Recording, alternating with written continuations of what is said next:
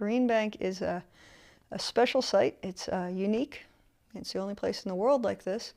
When the Green Bank site was first created, when we first decided to build a national radio astronomy observatory here in Green Bank, that was in the 1950s, it was very quickly realized that one of the things that needed to happen is we needed to protect this site from radio frequency interference. That's all the stuff that's out there all the time. That's your Wi-Fi, that's your cell phones, that's your radio stations. That's all that stuff that many people think of as essential in modern day life is the same thing that prevent us from being able to do radio astronomy.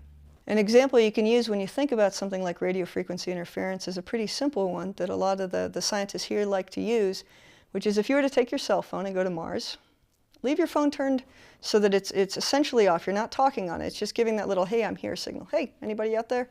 They give off anywhere from 10 seconds to 2 minutes. Take it up there. That signal would be vastly stronger on Mars than anything that we look for.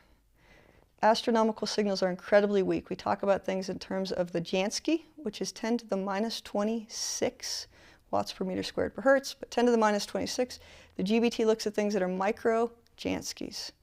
So you're talking about, you have a 0 point and then you put 32 zeros and then a number at the end of that. That's the kind of stuff we're looking for. That's why the GBT is so big, and that's why we need it to be very, very quiet around here.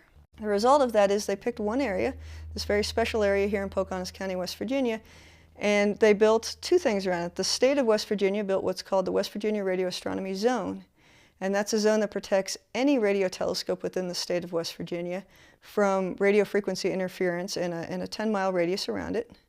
And they also built what's called the National Radio Quiet Zone, and this is a 13,000 square mile area that extends almost to Clarksburg in West Virginia, and then as far southeast as down below North Garden outside of Charlottesville in Virginia. And it spreads across that entire region, and within that region, anybody who puts a fixed antenna that has to be licensed, a fixed licensed antenna, within that has to talk to us. The reason for that is that we protect the zone both for ourselves as well as for our sister facility, which is the Sugar Grove Research Facility, run by the Navy Information Operations Command.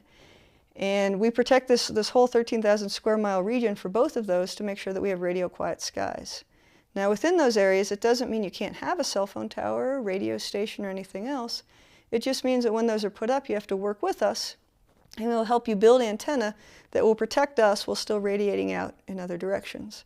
So that's why you can drive away from here and get cell phone coverage, even though you're still within the National Radio Quiet Zone. They're just all built specially to protect us. We're the place in the world where you can come and you can observe at all these frequencies and look at all this different phenomena, scientific phenomena, that you can't look at anywhere else in the world because of the cell phones, because of the radio towers and everything else. And that's the reason why the Green Bank site still has so many telescopes on it. It's the reason why when we go to look at building a new radio telescope like the GBT, it was the obvious place to put it. If we're going to pick some place to put it in the United States, let's pick the place that's already very, very well protected and has been well protected for more than 50 years. There are now 2 other places in the world that are beginning to look at these national radio quiet zones. That's in Australia as well as in South Africa, where they're looking to build radio telescopes, and they're using what we do here as a model. Without the National Radio Quiet Zone and the West Virginia Radio Astronomy Zone, I do not believe that the Green Bank Observatory would be the fantastic observatory it is.